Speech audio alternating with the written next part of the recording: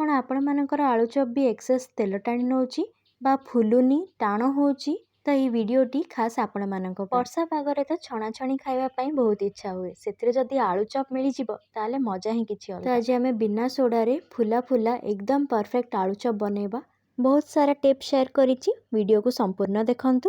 ନମସ୍କାର, ତୃପ୍ତି ଭୋଜନ ଚ୍ୟାନେଲକୁ ଆପଣମାନଙ୍କୁ ଅନେକ ଅନେକ ସ୍ୱାଗତ। ତ ଏଇଠି ଆମେ ପ୍ରଥମେ ବେସନ ଦେବା। ତ ମୁଁ ଏଠି ନେଇଛି 3 କପ୍ ବେସନ, जोटाकि पाखापाखि 400 ग्राम हम।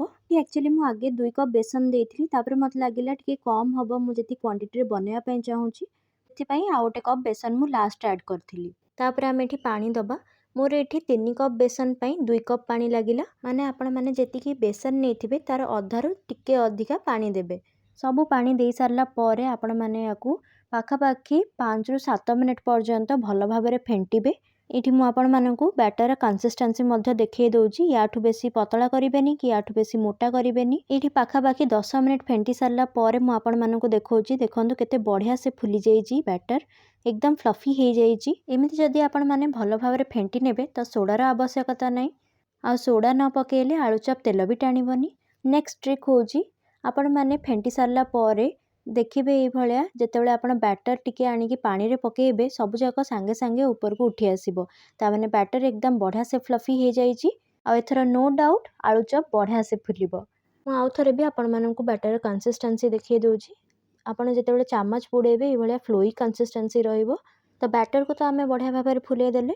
एबे एथरे पकेबा स्वाद अनुसार लूण, 2 छोट चामच जुआणी। जुआणी हजम करने भी साहाय्य करे और टेस्ट भी बढ़िया आसे। दर्शक बंधु, आपण मानकु वर्षा दिन में सबुठु अधिक कौन खाया भल लगे? पकुड़ी, आलुचप, बरा ना आउ किछि? तो कमेंट करी जणेबे। तापर एठी मु आधा छोट चामच लंका गुंड दे दीची। ये सब मसला को आ लूण को भल भाव में बैटर सहित मिसई नबा। बस बैटर तो एबे रेडी हो गला। एबे चलंतु आलुचपर मसला बनेबा। तो आलुचपर मसला बनाया एठी प्रथमे मु 7 ରୁ 8 चामच सोरिष तेल दे दीची। आलुचपर मसला सोरिष तेल रे बनैले बहुत बढ़िया लगे। तापर एठी मु देइची गोटे छोट चामच पंचफुटण। पंचफुटण भल भाव में फुटी सारा पर आमे दबा कटा पियाज। तो ये मु 5टा मीडियम साइज रो पियाज को ये लंबा लंबा करी काटिकी नहीं। आपण मैंने जमती भी काटिबे चलिबो, किंतु टिके पतला पतला करिकी काटिबे, कहीं एट द एंड आमको या भाजिबार अछि। पियाज पकई सारा पर आमे या मीडियम फ्लेम रे भल भाव में भाजिबा, जेपर्यंत हल्का गोल्डन कलर न आछि। पियाज शीघ्र भाजी होगापाई आ सिझिबापाई आमे एठी लूण दबा। लूण तो आपण मैंने एठी स्वाद अनुसार देबे। तो मुझे पूरा मसला पाई एका सांगरे ही लूण पकई देछि। आपण मैंने चाहिए एठी अल्प तापर आलू पकई सारा पर भी दे पारिबे। पियाज गोल्डन ब्राउन होगापाई पाखापाखि 5 मिनिट आमको मीडियम फ्लेम रे भाजियाकू पड़िबो। एठी पियाज भाजी हेकी गोल्डन ब्राउन हो गलानी। तो एबे आमे एथिरे दबा अदा, रसुण और लंकार छेचा। तो ये छेचा रे मु 2 इंच रो अदा, 3टा रसुण आ 4-5टा कंचा लंका छेचिकी पकेइची। आपण मैंने जल्दी श्रावण मासरे पियाज रसुण न खाउचंदी ताले आपण मैंने पियाज रसुण को स्किप करिकी भी बनई पारिबे। फुटण फुटई सारा पर आपण मैंने डायरेक्ट अदा और कंचा लंकार छेचा दे देबे। ये छेचा मसला पकई सारिकी आमे भल भाव में भाजिबा जेपर्यंत अदा रसुण रो कंचा स्मेल न जाइछि। एठी अदा रसुण भी बढ़िया भाव में भाजी हो गलानी। तो एठी आमे एबे पकेबा किछि कटा भृसंग पत्र। बहुत बढ़िया बास्ना आसी थाए आलुचप रे। आपण माने स्किप करिबेनी, निश्चय पकेबे। एबे आमे मसला पकेबा आरंभ करिबा। एठी मु प्रथमे गोटे छोट चामच जीरा पाउडर देली, गोटे छोट चामच धनिया पाउडर, गोटे छोट चामच चिली पाउडर, गोटे छोट चामच हळदी पाउडर। एठी मु हल्का टिके पानी दे दोची जद्वारा मसला आ पोड़ीबनी बा तळु लागिबनी। गोटे जिंस आपण माने मसला पकेला बेले फ्लेम को लो कर देबे। तापर एठी मु पकोची गोटे छोट चामच कश्मीरी लाल मिर्च पाउडर, बहुत बढ़िया कलर आसीबो।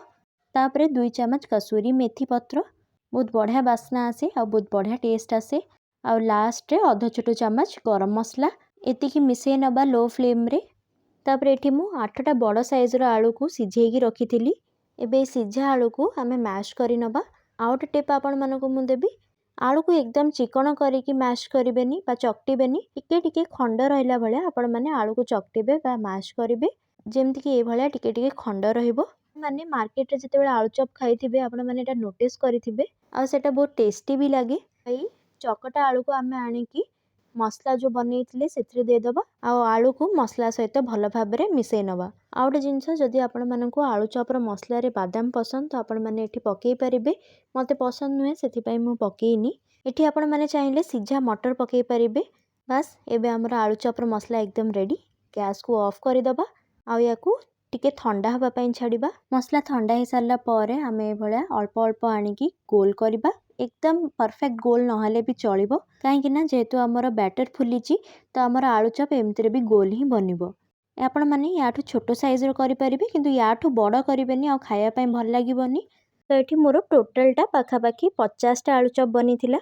आपण माने सेही हिसाब रे क्वांटिटी देखिकी बनेइबे। एबे आमे गोल तो करि सारलेनी आलू को बैटर रे डिप करबा, ता ऊपर भल भाबरे आमे बेसन रो गोटे कोटिंग करदेबा। आपण माने चाहिए हाथ में पकई पारे किंबा एमती चामच रे भी पकई पारे। तेल को प्रथमे हाई फ्लेम रे भल भाबरे गरम करिनेबे। तेल गरम हो सारा पर फ्लेम को मीडियम करदेबे। तापरे आपण माने आलू चप पकेबा आरंभ करिवे। जदि तेल ठीक भाबरे गरम थिबो ताहले आलू चप सांगे सांगे ऊपर को फुलिकी उठी आसीबो। आपण माने मझिरे मझिरे याकू भल भाबरे उल्टौथिबे, जा द्वारा सबु साइड भल भाबरे कुक हेई पारिबो। दर्शक बंधु जदि आपण माने मो चैनल को एपर्यंत सब्सक्राइब करि नाहंती प्लीज करि नियंतु। एठी हमर आलू चप बनिकी एकदम रेडी। आपण माने देखि पारुथिबे बिना सोडा रे भी केते बढ़िया से फुलीची। तो आपण माने ये वर्षा पागरे निश्चय ये भलिया थरे ट्राई करंतु। आ गोटे जिनस आपण मानक मु कहया पई भूली गली, आपण माने चाहिए हाथ रे किंबा हैंड विस्कर रे बैटर को गोळेई पारिबे, किंबा हैंड ब्लेंडर जदि आपण पाखरे अछि ताले 2 मिनिट पर्यंत फेंटी नेबे, बढ़िया से फुली जिवो बैटर। तळे टैग भी करिदेबी, आपण माने चाहिए किनि पारिबे। तो ये वर्षा पागरे आलू चप बनेकी तार मजा नियंतु। वीडियो भल लागितले लाइक करिवे, शेयर करिवे, चैनल रे नुआ थिले सब्सक्राइब करिदेबे। आज पाई एतिकी, आउ थरे आसीबे आ गोटे नुआ रेसिपी सहित। सेथि पर्यंत रहुची, नमस्कार, जय जगन्नाथ।